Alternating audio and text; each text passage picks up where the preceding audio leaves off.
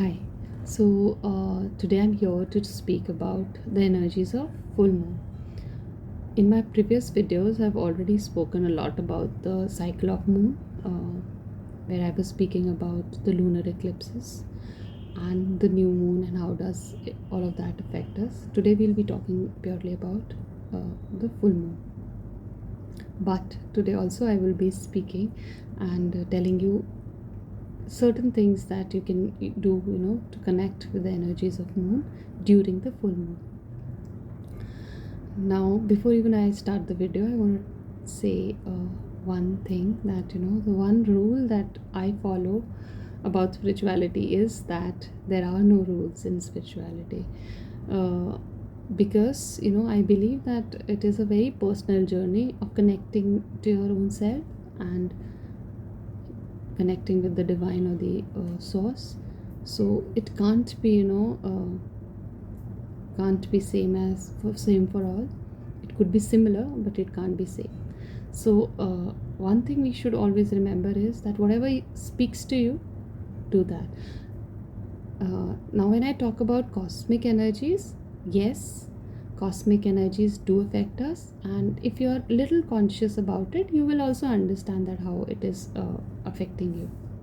So to say, if we are talking about moon, if you're a little conscious about it, you will understand that either the full moon or the new moon is affecting you some or the other way. Not always, maybe, or maybe always, depending on charts, right? That I have to speak about in detail, then only you'll be able to understand. But in general, just like a layman can understand that I do see my energies changing with the cycle of moon. So that's it. Now full moon, so we know, right, the moon has a cycle from full to the new moon, right? So in a similar way, the way we have our life cycle, the trees and plants and animals, all of them have the cycle. The celestial bodies or the planets or the stars, all of them also have their cycles, right? Now our solar system affects us, and with the help of astrology, if you really get into the depth of it, you'll understand that how it affects and why it affects. So coming back to moon, moon does affect our emotional state, and so what are we doing here is that we know that there is a cycle of moon which is happening, and like we have 12 months, so we have 12 zodiac signs, right? Now each month the full moon and the new moon will actually fall in a particular sign. So every sign, the 12 sign are they have a archetype, like they have a personality of their own. Hence, even the energy of the full moon and the new moon will change according to the signs they are in, right? Now, other than that, as we as I spoke about it in that video, that the new moon is about the new intentions, right? Because the energies in the universe or the cosmos is such that it is it's a new beginning, right? So we set new intentions, we make we visualize about the future and what are we, where are we going. The full moon is about maturity, hence it's about releasing. Now, what you release is totally on you. So depending on the signs which full moon it is in, it will also help you understand that what you exactly are you supposed to release, right? So I'm not talking about that because that requires a little understanding of astrology. Once we are clear and we understand these basics, then I'll start that video series also. So full moon is about releasing. Now in your personal life, whatever you feel that you feel stuck about certain something, or you feel that you want to release something that has been there in your system, by aligning yourself with the moon energy, things will become rapid right. So it's just that we are already doing it, right? We are already continuously releasing things. If we something, either we are stuck, sometimes but if you align yourself with the moon energy, you will see that the process becomes rapid, right? So all we are trying to do is just that, the actions, the karma that we have to do, right? The moon isn't going to do anything for us. It's just that because the energy is already present in the environment, we're just taking help of it. So few of the things that I like to do and I used to do, or I still do, I will just speak about those. So one of the ways to connect with the moon, and a simplest way, is just go in a park or go outside and just walk in the moonlight. Now you can even walk bare feet, because in that case you will be grounded and you'll be in so both systems is there, like you connected to the moon as well as you're grounded also. So that is one thing you can do. The other thing you can do is you can take pictures of the moon, right? A lot of people like to take pictures, so connecting with moon could be even done with clicking pictures of moon. Now when I say clicking picture of the moon, it is important because you can also even sit under the moonlight and just watch the moon, right?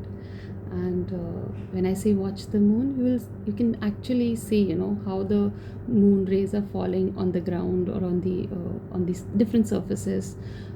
Just be there with the moon, and you don't have to do this like for hours. You just can do this only for 15 to 20 minutes, but you will feel more connected to the moon by doing all these simple things, right? Now the other thing you can also do is, while you're sitting in the moon or you're walking in the moonlight, you can listen to music. Now I will be making a detailed video about sounds and healing, and what is the importance of mantra and what is the importance of sounds and music in your life in terms of spirituality. But specifically talking about moon, because moon emotions, music is related to emotion. It affects our mood, it affects our emotion, hence you can connect these two. So if you really like music, and whatever kind of music you feel like, just listen to that, and be there in the moonlight. So you can do that. If you ask me what I used to do, I used to listen to music. It depends on my mood, right? So sometime I listen to things like Interstellar soundtrack, or sometime, because that's my favorite, I love to do that even while working with the tarot. So it could be just a piece that you're very fond of. The other thing that I like to do is that I can listen to some Buddhist chants, right? Even Ramadasa. I will link this all in the description. Even Om chanting, simple Om chanting, you can listen to, and so that's the second thing. The third kind of music that you can really listen to, and because that's a little in depth. So each and every planet has a rag attached to it, right? As I said that music was never made for entertainment. It was actually made. So yeah, so different planets actually are associated with different rags. So that I will be talking in detail later. But when it comes to moon, all the saumya rag, right? All saumya rags are related to moon. So you can listen to those, and so that was about music. And the other thing that you can do is, and it is very very effective, because it is about releasing. So you can actually take a pen and paper, and you can really write all of that you want to release, right? So whether it's your fear of something, that whether it's your it can be anything that you want to release, you can just write it down. Now we're not doing journaling here, because when it was the new moon, we were setting new intentions, right? Here we are kind of releasing all that doesn't serve us. So in that case, what we'll do is that we will either burn it or we will tear it off, but in such way that it is actually out of our system, right? We are setting up intention that I want to take out this thing from my system forever. I don't want to carry the burden of whatever is that means to you, right? Now, one more thing that I love to do during the full moon, and it is the best thing that you can do, is just sit and meditate under the moonlight. If possible, under the moonlight. If not possible, even you can meditate in your room, just thinking about the moon. So, as I always say, intention and visualization is very, very important key things, that are very beneficial. Our mind is a very powerful tool, and we should use it for our benefit, not as a weakness, right? So sit and just thinking about the moon, being grateful to the moon, uh, asking for help from the moon, and just breathe and just concentrate on your breathing, and how are you breathing in and how are you breathing out. That's it. Just do that. uh, for the beginners, that is good enough. Other than that, the last one is which I love to do, and it is making moon water. So because I have a lot of placement in Scorpio, so I know that water and moon affects me a lot. So that is why I do work with water a lot. So what you can do to make moon water: take a glass jar or take a glass bottle, just set an intention, saying gratitude as I spoke about, and fill that water with drinkable water and put it in the full moon night, for the entire night. In the morning, just before the sunrise, just take that bottle. Now, what all can you do with the moon water is: one, you can drink it, right? And two, you can put it in your bath water. Three, like, I love making my moon water, and I love using it for many things. But basically, you can drink it and you can use it for your bathing. And the third thing you can do is you can even use it for your plants, right? The plants love moon water. And so I have a aquarium, so I do put a bit of that in my aquarium also. So that's a personal thing, I think, but just try and you will see that the energies of moon do help you, and water is a good medium to do that.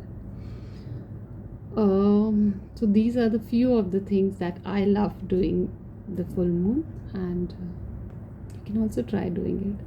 And you don't have to spend so many hours and hours of things in connecting with the moon. uh, just 10 minutes, 15 minutes of your time, you can do it, right? So this is all I had about the full moon. Maybe now I can start talking about specific moons and what and how astrologically they mean. So for now, this is all I have. Thank you so much, and have a good night's sleep. Good night.